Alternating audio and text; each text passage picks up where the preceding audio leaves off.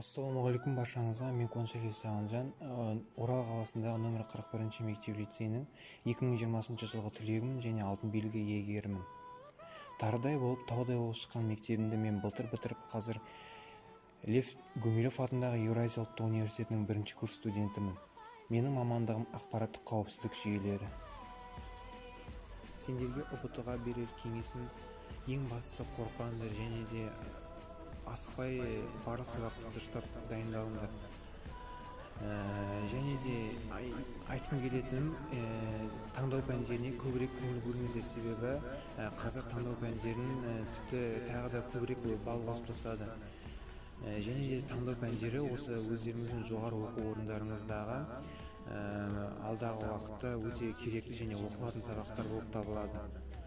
Олар осы университет кезінде де оқытыла береді және 1-ші курс пен 4-ші курс арасында олар қиындай түседі. Сондықтан қазіргі кезден бастап оларды оқи беру керек.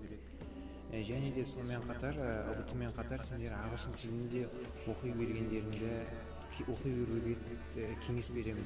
Ең бастысы қорықпаңдар, себебі ұбт ол өмірдің соңы емес.